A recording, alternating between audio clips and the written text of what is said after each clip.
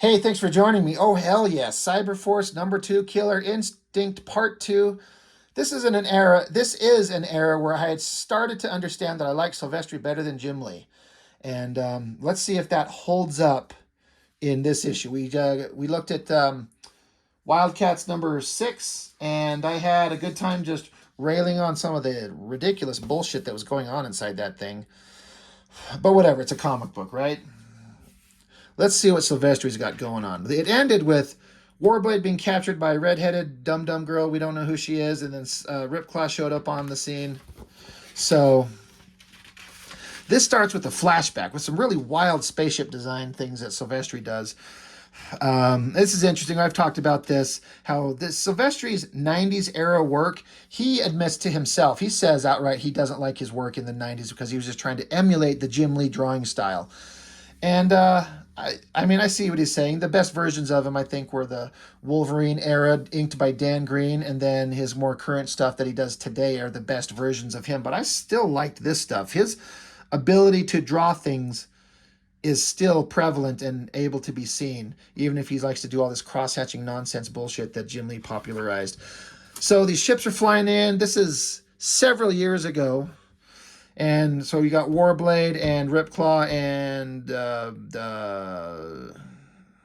my god, I can never remember her stupid name. Killjoy? And there's that Misery girl. So this is back in the day, they all used to work together.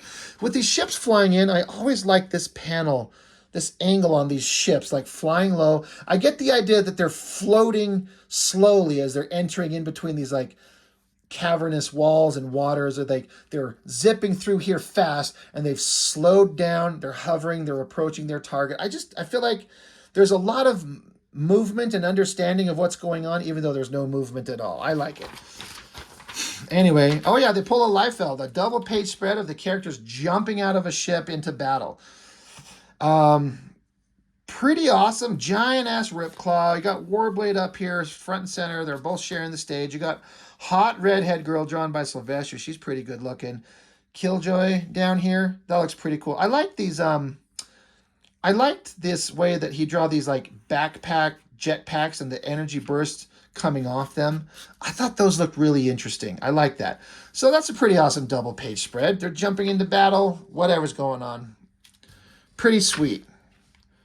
Way better than most of the stuff Liefeld does because it's Marc Silvestri. They land, they talk. Man, I remember I've looked at a lot of the original artwork online and this page specifically, and it has to happen, but there's so many words covering so much of this artwork. I remember kind of just loving the artwork in this top panel, and you kind of can't tell. Like they land, they're in a cemetery, but everything's covered by words. And believe me, none of these words are like relevant to like interesting shit. I do this a lot, and I'm going to do it here. That female figure by Silvestri is fucking hot. Look at this simple, like, small amount of lines required to get that face. The eyes, the mouth, the chin, and then just that awesome figure work. It's a ridiculously tight, firm body, so she's obviously a comic book character, but he draws them so good. And I even like these, like, more simplified drawings of these guys. It's like Warblade just wearing his regular outfit, but then just putting like a black little shirt on top of it. It's kind of stupid. Whatever. Redhead girl's talking some shit, confusing them. She's got some sinister plan. I like that face too. That face on her looks good. They're searching through the cemetery. They push a rock button or something like that. The ground opens up. I always like this little drawing of Ripclaw right there. The way he's got the upper body twisted with those legs, the muscles and everything. God, that looks so cool. I like these little drawings. So they going down into this cavern underground. Double page spread. They run into big robotic monsters. So Silvestri's got to do some big, giant-ass muscles and rendering and lighting. It's all cool. I didn't care too much for this picture of Ripclaw. It's fine. But I like this drawing of the girl and her figure, with the curve of the upper body and her waist down into her hips and legs.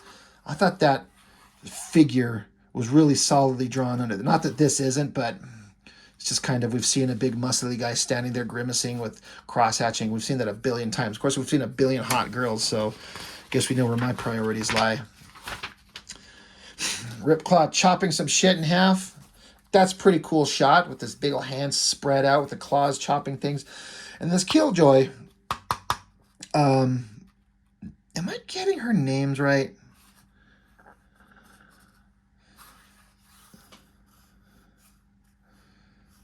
Sorry, I'm trying to read. It doesn't say. I think that's right. I think I'd remember. It's not a very memorable character. It's an interesting design, but she's super fast. So you could he's doing this drawing showing you where like her hands are in all these directions. She's like blowing all these guys down dead.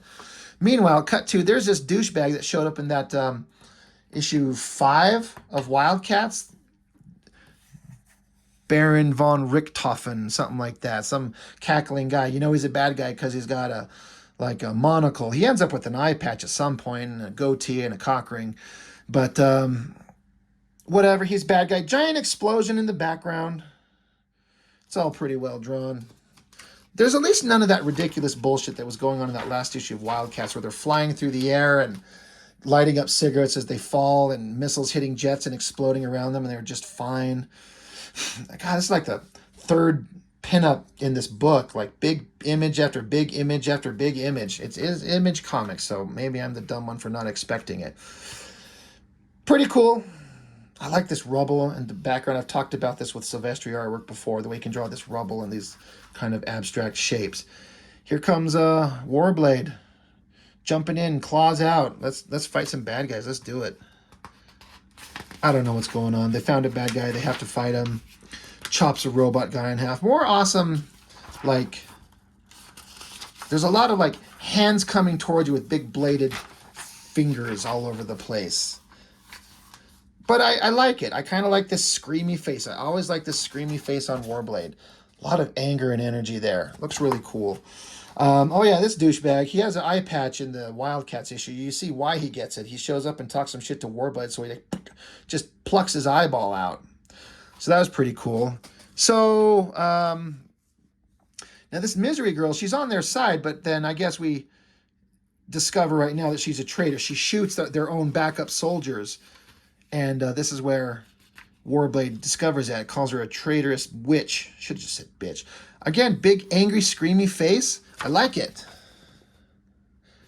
A lot of other artists tried to do this shit and tried and failed many times. There's some of the way that Silvestri and Lee and Liefeld, the way those guys would do it that just worked.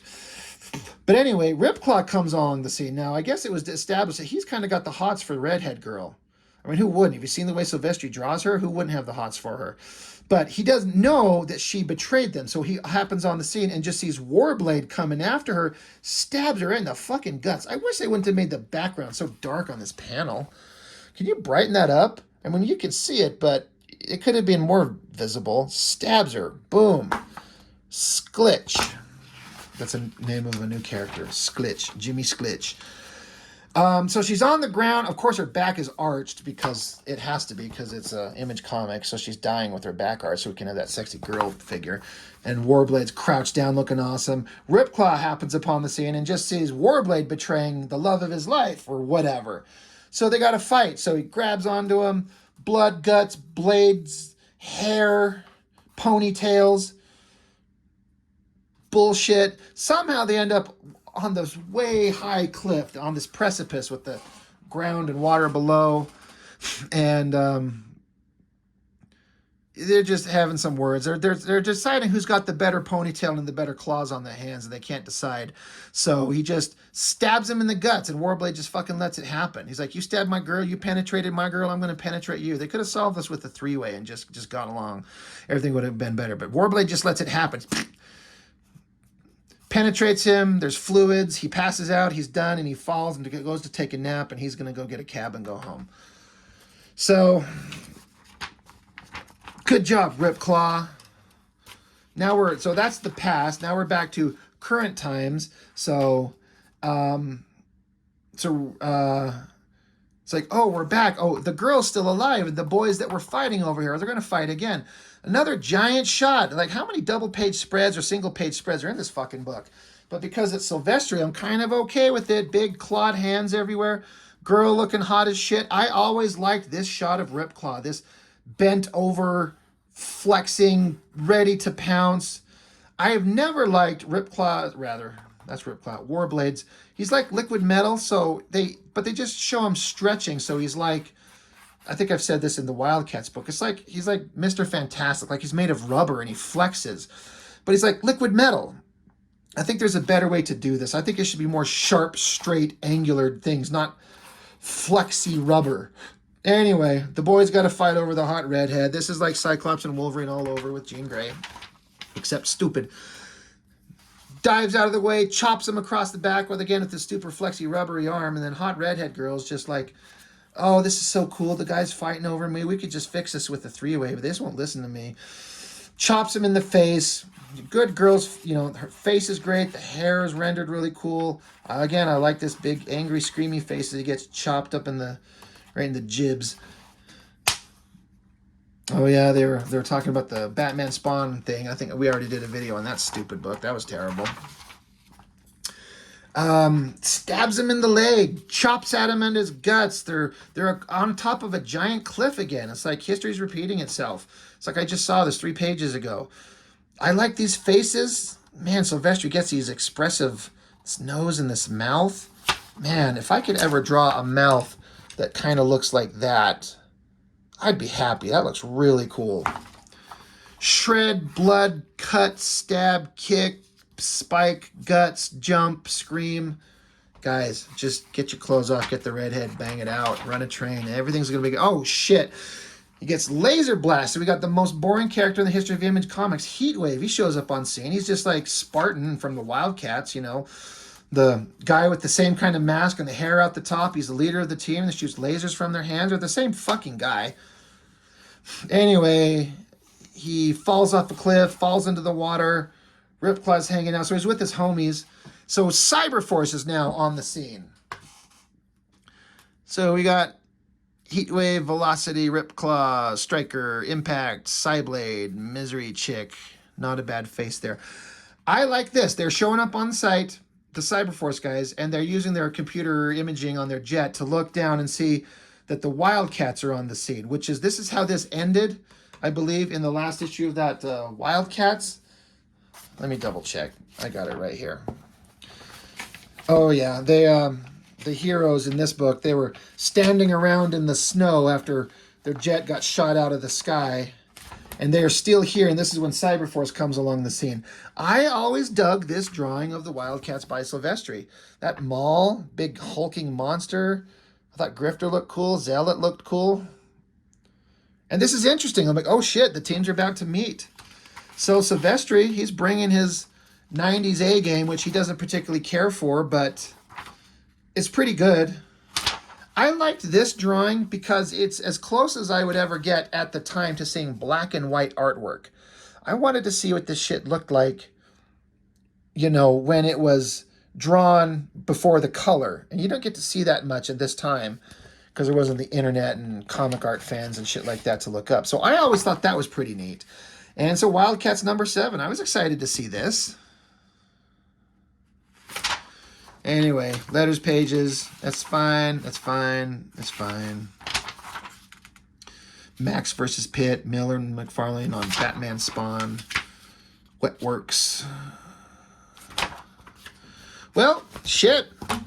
These videos on these things don't take too long. I'm only 14 minutes in and we burned through it. But there's not much there but a bunch of double-page spreads of like ponytailed guys with blades and shits fighting over who should, get the front door and the back door with the redhead. So it's awesome, right? It's cool. It doesn't take much time to discuss it because there's not much there except pretty artwork. And I love Silvestri, so that's it. Done and done. I'm going to shut this shit off and move on to the next one. We're just going to do the whole Killer Instinct saga this week. So that's all I've got for now. Thank you for joining me. We'll see you in just a few minutes, really.